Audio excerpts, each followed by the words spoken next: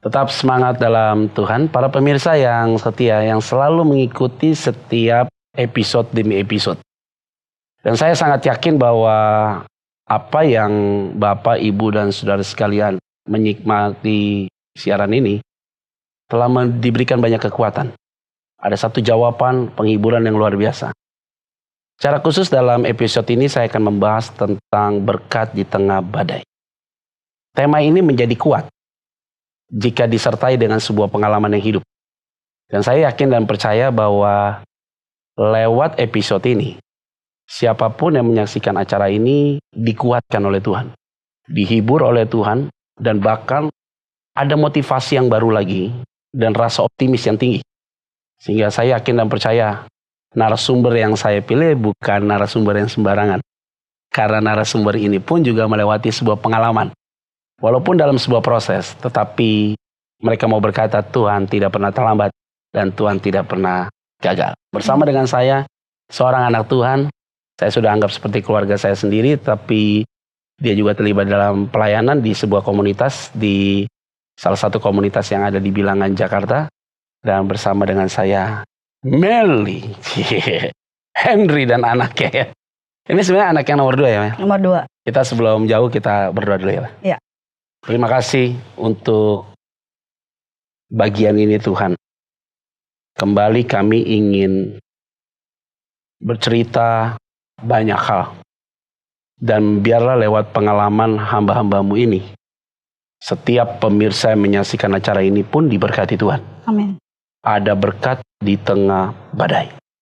Tuhan yang berbicara lewat kami, sehingga setiap pemirsa yang menyaksikan acara ini pun juga diberkati Tuhan. Amin. Di dalam nama Tuhan Kristus kami berdoa mengucap syukur.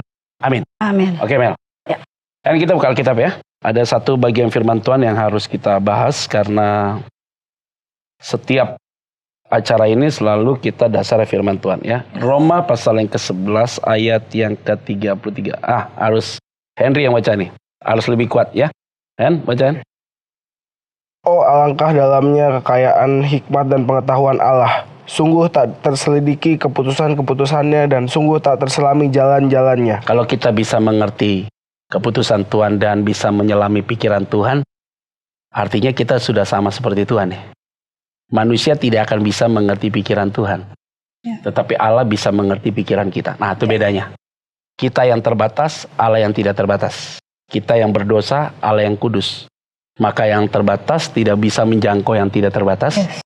Yang tidak terbatas bisa menjangkau yang terbatas. Yang kudus bisa menjangkau yang berdosa tidak bisa menjangkau yang kudus. Nah, ini prinsip dasar. Ayat 34. Sebab siapakah yang mengetahui pikiran Tuhan? Atau siapakah yang pernah menjadi penasehatnya? Kalau ada menjadi penasihat, itu berarti Allah siapa penasehatnya? Tidak ada kan? Makanya saya sering sekali kan bicara kan tentang akhir zaman. Ini agak menyimpang sedikit. 2 hal aja nggak boleh dibicarakan. Caranya dia datang dan kapan dia datang. Karena caranya dia datang tidak ada satupun yang tahu. Dan kapan dia datang maka bicara tentang timing. Nah, kalau kita tidak tahu pikiran Allah, benar firman Tuhan ini yang Paulus katakan. Siapakah penasihatnya Allah? Sangat tidak ada. Ayat yang ke-35. Atau siapakah yang pernah memberikan sesuatu kepadanya sehingga ia harus menggantikannya? Kalau ada yang memberikannya lagi kepada dia, itu berarti dia lebih rendah daripada yang memberikan. Otomatis tidak ada. Jadi dia tunggal, dia sumber, dia pemberi, dia tidak pernah penerima. Dia kalau menerima, ada ucapan syukur aja dan penyembahan. Oke, ayat 36. Sebab segala sesuatu adalah dari Dia, dan oleh Dia, dan kepada Dia. Bagi Dialah kemuliaan sampai selama-lamanya. Ini klimaks. Dari Dia, oleh Dia, kepada Dia. Dan semua untuk Dia. Benar kan? Yes. Jadi manusia apa? Nggak ada poinnya di sini. Ya. Oke, Mel. Ya. Baru kita masuk intinya. Kan ya? Firman Tuhan udah kita jelaskan sederhana sih. Tetapi intinya adalah di sebuah pengalaman supaya firman ini jadi hidup. Susah menyelami pikiran Tuhan. Ya, betul. Para pemirsa, saya mau kasih tahu dulu sedikit aja kata pembuka ya. Keluarga ini hidup di dalam pertolongan Tuhan. Suami dari Melly, bapak dari Henry, mereka punya anak Melly 2. Satu yang paling besar cicinya Cynthia, oke. Kemudian Henry yang paling bungsu ya. Melly dikaruniakan 2 orang anak, 1 putri dan 1 putra. Dan suaminya sekarang terbaring sakit dalam keadaan tidak sadar kurang lebih hampir 8 tahun. Terbaring sakit dan tidak menghasilkan apapun. Dan ini menjadi poin penting. Yes. Sesuai dengan tema kita, berkat di tengah penderitaan. Mel, coba cerita dulu pengalaman dan suami Ebeng, terus dia sakit. Nah, saya mau tanya peristiwa kejadian itu 8 tahun yang lalu. Ebeng itu pengusaha awalnya ya. Ebeng itu masih kerja umur waktu sebelum dia kecelakaan umur 47 tahun. Waktu itu kita sedang ibadah malam Natal. Tiba-tiba kita dengar kabar Ebeng jatuh dari plafon. Itu ketinggian kurang lebih 3,5 meter. Tapi karena kenanya di tulang ekor, jadi membuat batang otaknya pecah, retak. Jadi membuat dia kesadarannya nggak ada, akhirnya koma. Kurang lebih komanya 2,5 bulan di ICU. Berlambat berjalannya waktu, ada pemulihan, tapi kita tungguin, ternyata kondisinya nggak membaik, tetap seperti sekarang. Berdoa tetap jalan. Tetap, itu paling penting sekali. Di ruangan ICU itu 2,5 bulan, udah banyak temen-temennya juga di situ. Banyak sekali, karena emang kebenaran saya ada komunitas rohani. Oke, dan itu yang menolong Meli bisa tetap kuat ya? Sebenarnya bukan itu juga. Memang waktu keadaan membuat saya terpuruk luar biasa. Karena saya nggak kerja, saya nggak punya uang, nggak punya simpenan. Karena saya ngandelin suami yang kerja semua. Jadi saya sempat terpuruk, tapi pada saat itu ada kapel di Siloam Karawaci. Kemudian itu ada di Karawaci ada kapel. Saya hanya berlutut sama Tuhan. Tuhan, kayaknya saya nggak kuat nih. Kalau Ebeng mau dipanggil, kalian aja deh 4-4-nya dipanggil, jangan sendirian. Nggak kuat, karena nggak punya apa-apa. ICU 1 hari 10 juta. Duitnya dari mana gitu. Tapi tiba-tiba ada suatu suara Tuhan bilang, Mel, jangan takut. Ada saya nih pegang tangan kamu. Kamu jalan aja. Saya akan nopang kamu, bimbing kamu. Itu yang tadinya saya terpuruk, tiba-tiba saya jadi kuat. Dan saya bisa melangkah keluar dari ruangan kapel dengan tegar. Saya bilang, saya harus kuat. Saya harus kasih lihat orang kalau saya bisa. Tapi tidak mudah dalam proses doa sih iya. Kuat, oke. Tapi ternyata dalam menghadapi hidup ini kan butuh proses. Yang harus dijalani, yang tidak bisa kita menundukkan mata kita atau kepala kita, tetapi juga kita harus tatap ke depan. Kenyataannya kan 8 tahun juga, Mel. Dilewati. Sekarang kan dirawat di rumah kan.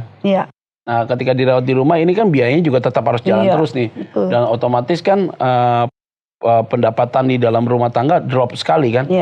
Sedangkan Cynthia juga harus kuliah dan segala macam. Itu Cynthia usia berapa? Usia 20 tahun sekarang. Waktu itu pada saat jatuh Cynthia 12 tahun, Henry 10 tahun. Jadi masih kecil sekali dong. Tapi Henry udah tahu ya kondisi itu ya. Sudah tahu. Terus bagaimana perasaanmu ketika papa dalam posisi begitu?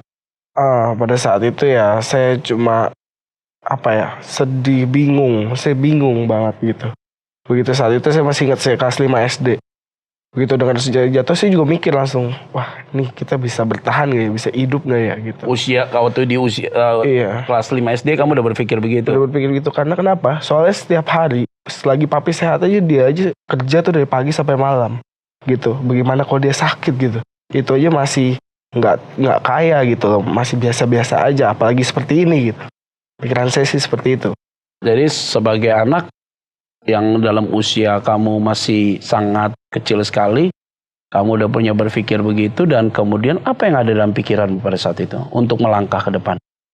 Pada saat itu saya benar-benar bingung, masih belum bisa mikir apa-apa, ya udah saya jalani aja apa adanya begitu. Saya masih belum bisa terima gitu atas kejadian yang menimpa papa saya itu. Saya dari situ masih jauh, beberapa tahun kemudian baru saya lebih kenal Tuhan lebih dekat lagi. Oke, dengan peristiwa itu akhirnya kamu kenal Tuhan lebih dekat lagi. Iya. Terus kan ada orang-orang di sekitar kamu yang rohani juga. Betul. Mamamu, ada omamu, ya kan? Yang selalu juga ada di sisi kamu kan. Oke Mel, lihat anak kayak Henry dan Cynthia. Cynthia kan dewasa ya, dan Henry juga dalam posisi di hari ini. Terus kemudian apa yang kamu bisa sampaikan kepada mereka? Tapi kamu juga gak bisa tunjukkan bahwa muka sedih dong ke mereka. Saya Pak, Dari mulai papanya jatuh, nggak pernah menampakkan sedih, nangis depan anak-anak. Apalagi depan Ebeng yang sakit. Saya selalu bilang, Beng, pasti sembuh. Walaupun Ebeng tidur, pasti sembuh ya. Saya bilang, Cynthia, Henry, tenang. Mami, papi urusan mami. Kamu urusan sekolah, kamu mau jalan-jalan, kamu ngapa-ngapain terserah. Ini papi urusan mami. Pokoknya saya lihat dia udah depresi. Dia cuman kerjanya doa. Sampai nggak mau makan, nggak mau apa. Awalnya lagi umur 10 tahun. Sampai panas tinggi, 40 manggil papinya terus. Papi, papi.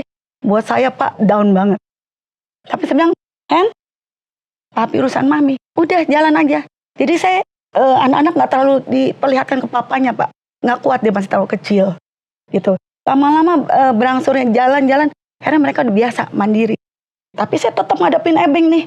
Nggak gampang Bang ngadepin Ebeng. Tapi Tuhan tuh luar biasa. Setiap saya dihadapin sama Ebeng yang kejang, buang air kecil darah, saya hanya andelin Tuhan aja deh. Masuk kamar, Tuhan, tolong Tuhan, tolong, gitu.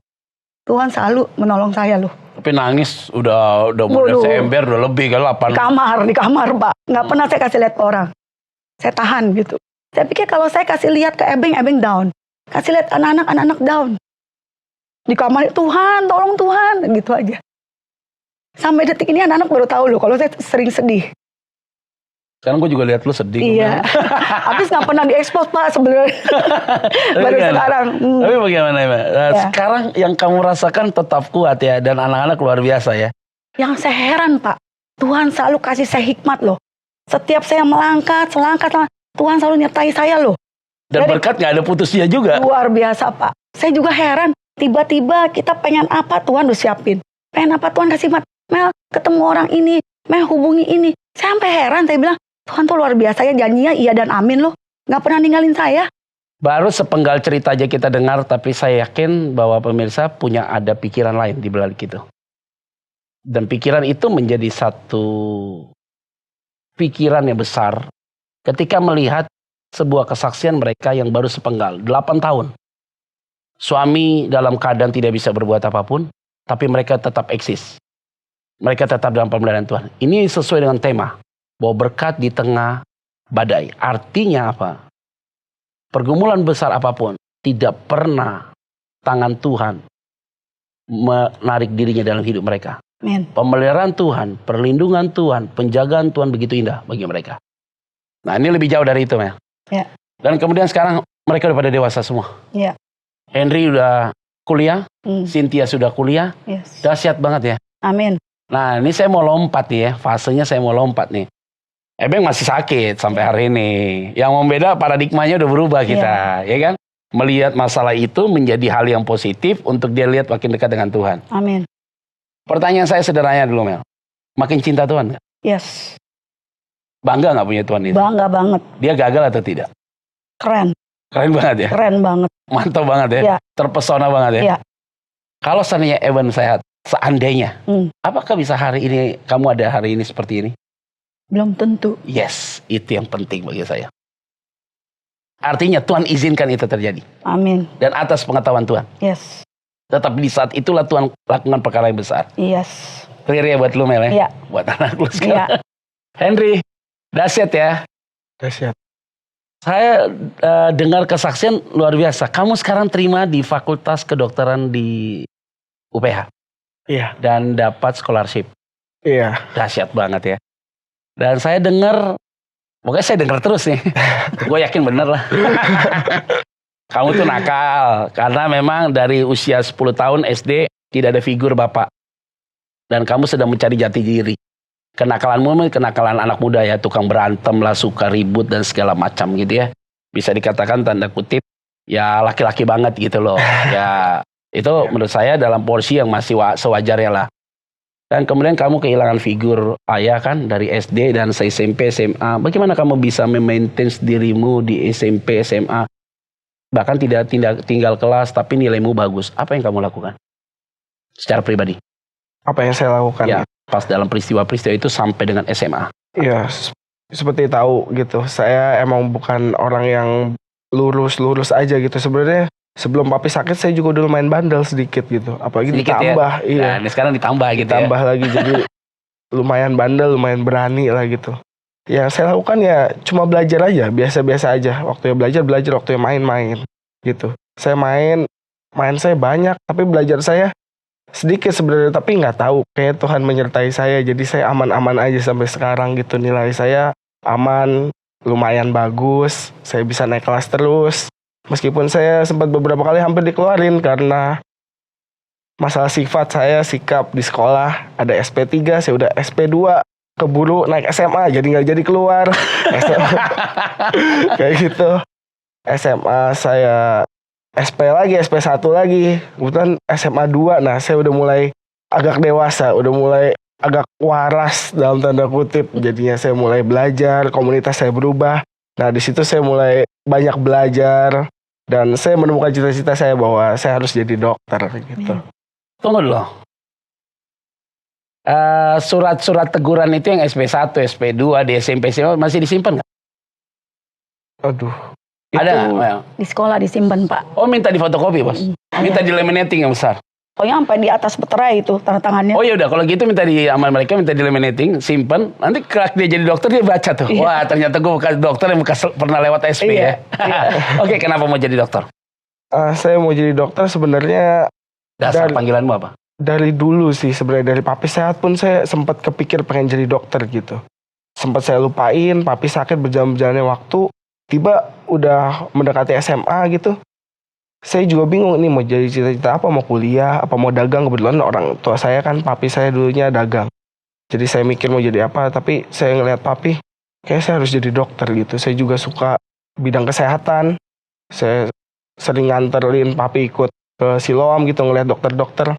Saya ngelihat dokter papa saya dulu nanganin papa saya jadi ngeliat, wah saya kayaknya harus jadi dokter gitu. Nah, jadi SMA 3 gitu, baru-baru ini saya tekad saya penuh ingin jadi dokter. Saya mulai daftar universitas segalanya gitu. Dan kemudian akhirnya diterima. Akhirnya diterima meskipun awalnya ditolak dulu. Ditolak tapi akhirnya diterima. Iya. Mel, bentar lagi dia jadi dokter. Yes. Dokter Henry. Amin. Dahsyat. Amin. Jadi Om Peter gratis ya. Mel, cerita dulu Mel. Iya. Prosesnya dia bisa diterima jadi di Fakultas Kedokteran. Iya. Saya kan sering nganterin Ebeng awalnya ke UGD. Itu kejadian tengah malam. Tiba-tiba saya kayak melihat ya, Henry ini pakai baju dokter lewatin koridor UGD. Saya bilang, wah, kalau saya udah lihat nih Henry pakai baju dokter, pasti Henry jadi dokter. Padahal itu Henry waktu itu baru SMP 3. Saya bilang sama suster-suster SMP saya. kelas 3. SMP 3 pada saat saya lihat dia di koridor. Saya bilang sama suster-suster saya yang nganter Ebeng, Henry pasti jadi dokter, Henry pasti dokter. Nama suster-suster, alhamdulillah Bu, amin, gitu. Kayak ngenyek dah. Saya bilang pulang, Hen, kamu pasti jadi dokter loh. Mami lihat kamu jalan di Siloam, kata saya. Udah, akhirnya saya nggak pikirin. Akhirnya tibalah saatnya dia mau daftar dong. Saya bilang, Hen mau jadi apa? Mau daftar apa dokter? Dia daftar di universitas di Jakarta yang katanya nomor 1. Dia daftar, dia tes berkali-kali, nggak diterima. Walaupun dia termasuk anak yang rata-ratanya oke gitu masuk. Dia daftar lagi terus, Mami pokoknya sampai kapanpun aku akan daftar situ. Dalam hati saya, kan saya lihatnya di Siloam. Kok daftarnya di situ? Tapi saya pikir udahlah, nggak apa-apa deh.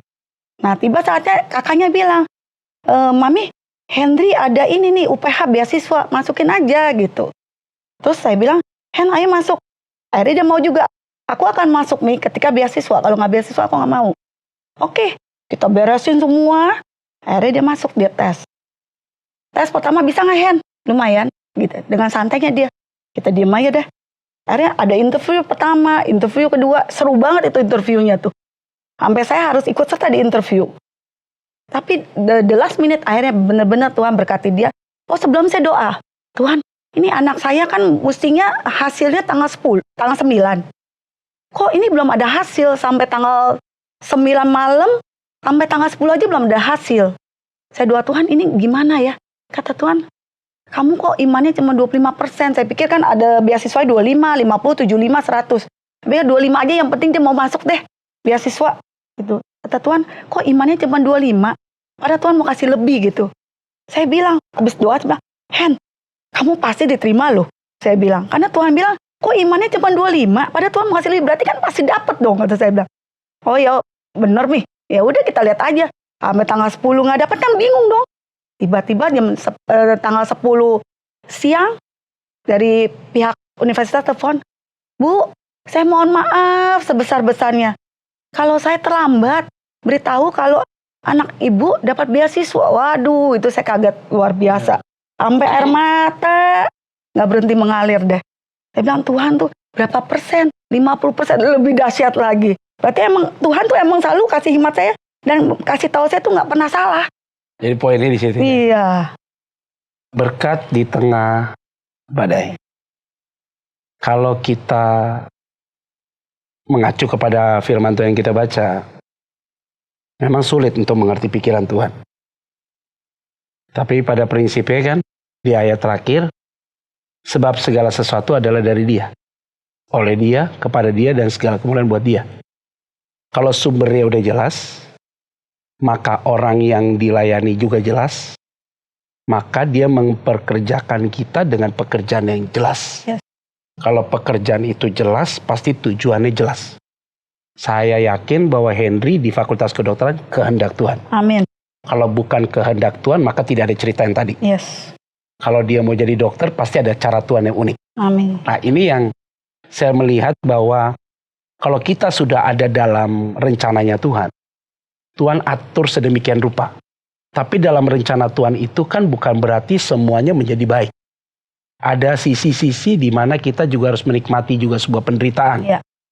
Tapi dalam masalah penderitaan itu pun kita masih melihat ada keterlibatan Tuhan di dalamnya. Amin. Saya tidak bilang Tuhan merencanakan yang jahat, tidak. Tapi Tuhan ada di dalam peristiwa itu untuk mendatangkan kebaikan. Yes. Bagi mereka yang mengasihi, yang dipilih Tuhan secara khusus. Henry bangga nggak pada Tuhan Yesus? Bangga, sangat bangga. Dan lihat peristiwa ini luar biasa ya. Iya. Mel, Cynthia juga ambil sekolah di situ. Iya. Kan? Dan di bagian desain ya. Desain. Nah, untuk ke depannya, dengan peristiwa ini, kita masih mengharapkan mukjizat itu terjadi. Pasti. Buat Ebeng ya. Iya. Tetapi kita nggak bisa paksa Tuhan. Iya. Jadi kita udah bilang, kalau suami dalam keadaan sehat, mungkinkah hal ini terjadi? Belum tentu juga. Tentu. Bisa juga jadi kesombongan muncul. Iya. Mungkin bisa jauh dari Tuhan. Mungkin dia bisa lebih berantakan dari apa yang kita tidak pernah kita pikirkan. Iya. Tapi justru lewat peristiwa ini banyak hal yang Tuhan kerjakan. Iya. Cynthia juga, cicinya juga makin dekat dengan Tuhan. Dan kamu juga semakin aktif dalam pelayanan di komunitas kalian. Dan juga kemudian Henry juga semakin melihat Tuhan yang luar biasa ya. Nakal sih biasa, Bos. Tapi ngelihat kenakalan itu menjadi hal yang positif untuk kita maju ke depan, itu yang baik. Yes. Nah, ada target yang lain nggak, Henry, untuk kuliah ini? Apa yang kamu mau ambil? Ya saya mau jadi dokter, abis itu selesai itu nggak cuma dokter umum, mungkin saya akan ambil spesialis, bahkan lebih tinggi lagi lah. Apapun lah, saya Waduh, Saya siap. sekarang umur berapa kamu? 18. Sama ya sama Petra ya. Beda 12 tahun. Beda 22 tahun. Oke Mel, Ya. Lihat begini kita mau ngobrol ya, nggak ada habisnya juga. Karena waktu terus berjalan Mel. Ya. Bagaimana dengan berkat-berkat Tuhan hari ini? Luar biasa, Pak. Tuhan pelihara hidup ya. Yes. Henry bagaimana? Luar biasa, Dicukupkan ya? cukupkan. Dan tidak ada kekurangan sedikit pun? Enggak. Pasti Tuhan tolong ya? Iya. Ada kepuasan tersendiri nggak dengan kondisi saat ini? Pasti. Apa Mel? Saya dengan kondisi sekarang bener-bener andalin Tuhan aja. Kalau tanpa Tuhan emang manusia nggak ada artinya. Begitu ya? Walaupun kita diberkati luar biasa, kalau kita nggak mengandalkan Tuhan, nol. Itu poinnya di sini. Iya. Apapun yang dunia tawarkan, kalau tidak ada Tuhan, itu pun juga akan menghadapi masalah yang besar. Yes. Walaupun dunia berkata bahwa apa yang dialami oleh kalian itu adalah cukup, bisa dikatakan agak berat bagi mereka. Tetapi kalau mengandalkan Tuhan, semuanya menjadi ringan. Iya. Berkat di tengah badai, penderitaan apapun itu, tidak akan menurunkan kualitas hubungan pribadi kita dengan Tuhan, dan tidak akan merubah paradigma kita kepada Tuhan, bahkan membuat kita semakin dalam dengan Tuhan, semakin kuat dalam Tuhan, semakin punya pengharapan dan kepastian pada Tuhan. Iya. Pertanyaan saya, Ebeng sudah yakin diselamatkan Tuhan? Pasti. Iya. Waduh, udah tenang bos. Iya. Jadi mau Tuhan sembuhkan itu luar biasa. Iya. Tuhan tidak sembuhkan pun dia sudah ada tiket yang pasti. Iya. Artinya ini poinnya di sini. Nah, para pemirsa, bagian ini menjadi bagian yang sangat menggembirakan buat kita orang percaya. Setiap orang yang mengandalkan Tuhan, yang hidup di dalam Tuhan, harusnya mengeluarkan kalimat-kalimat yang tadi. Yaitu penderitaan masalah sebesar apapun yang sedang kita alami. Tidak membuat kita jauh dari Tuhan. Bahkan membuat hati kita kerdil terhadap Tuhan. Bahkan di mulut kita pun tidak mampu untuk berkata bahwa Tuhan terlambat, Tuhan gagal. Tuhan sepertinya tidak pernah mendengar pergumulan kami. Tidak ada kalimat itu yang keluar. Karena kenapa? Karya Roh Kudus begitu kuat dalam hidupmu. Dan ini menjadi contoh yang baik, sebuah kesaksian hidup dari Meli bersama keluarga. Henry, dia sekarang terima di Fakultas Kedokteran dan sedang memulai sesuatu yang baru dalam hidup dia. Cicinya Cynthia juga sedang proses dalam studinya. Keluarga ini bukan berarti tidak ada masalah saat ini. Masalah tetap ada. Tetapi paradigma mereka, keteguhan hati mereka, prinsip dalam hidup mereka semakin kuat dalam Tuhan. Itu yang akan menjadi berkat bagi saudara sekalian. Amin. Ya Henry ya. Ya. Kamu ada komunitas sekarang? Komunitas teman-teman gitu aja. Ya, harus punya komunitas rohani lagi. Iya. Yang lebih dalam. Dan supaya dalam komunitas itu, spiritmu terbangun. Ya. Paradigmamu juga semakin lebih kuat dalam Tuhan. Hati-hati menjadi seorang yang sukses. Ingat loh, ada proses yang pahit di masa lampau. Yes. Yang sudah kamu lewati. Jadi kalau kamu menjadi seorang dokter, kamu tahu itu semua karena Tuhan. Ya. Bukan karena siapa-siapa. Ya. Family lihat ke depan anak-anak akan menjadi anak yang sukses luar biasa. Bukan karena hebatnya mereka, tapi karena kekuatan doa. Ya. Mel, ada pernyataan terakhir yang ingin disampaikan? Kalau Tuhan udah kasih saya mujizat dari awal, pasti Tuhan akan terus ada mujizat-mujizat di depannya lagi. Dan membuat kita semakin cinta dengan dia. Amin. Henry? Oh, buat saya, barang siapa mengandalkan Tuhan nggak akan dipermalukan. Makin ini ya, makin berhikmat ya. Kayak Salomo lama-lama. Tak ngomong lagi, ada lagi yang lain? Iya, walaupun sepahit apapun lah. Kalau tetap mengandalkan Tuhan, saya yakin banget. Karena saya ngerasain sendiri, nggak akan dipermalukan. Nggak akan dipermalukan. Dan Tuhan selalu angkat ya? Selalu angkat. Akhirnya Tuhan akan angkat. Bangga banget ya kalau punya anak begini ya. Apalagi kalau ada Cynthia ya. Wah itu dahsyat banget ya. Jadi para pemirsa, kalau adanya ngomong gini pasti kakaknya lebih dari dia. Haleluya. Ya nama Tuhan, kita sudah ada di penghujung episode ini. Saya yakin dan percaya kalau mau bercerita pasti waktu kurang. Tapi ada kepuasan hati saya secara khusus untuk mendengarkan kesaksian mereka. Dan saya merasakan hadirat Tuhan di tempat ini. Dan saya yakin juga para pemirsa juga merasakan hadirat Tuhan.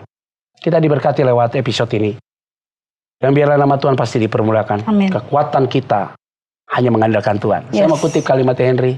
Orang yang mengandalkan Tuhan tidak mungkin dipermalukan Tuhan. Yes. Kita berdoa ya, Mel. Ya.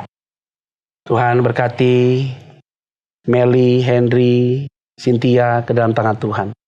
Oma mereka, keluarga besar, semua diberkati Tuhan. Diberkatilah mereka semua Tuhan. Anak mereka diberkati, studi mereka diberkati. Dan kehidupan mereka, Tuhan pelihara mereka. Hanya di dalam nama Tuhan Kristus, kami berdoa dan mengucap syukur. Haleluya. Amin. Amin. Mel, thank you. Ya, Tuhan berkati Pak. Thank you ya. Iya, Pak. God bless ya. Sukses ya, brother. Iya, Pak. Itu harus ada di komunitas dong. Yes. ya kan? Iya. Para pemirsa, kita sudah menyelesaikan episode ini. Saya yakin dan percaya di episode-episode berikutnya kita akan melihat karya Tuhan yang besar lagi lewat setiap episode dan narasumber. Dan biarlah nama Tuhan dipermuliakan dan biarlah nama Tuhan yang juga ditinggikan. Tuhan Yesus memberkati kita semua. Shalom.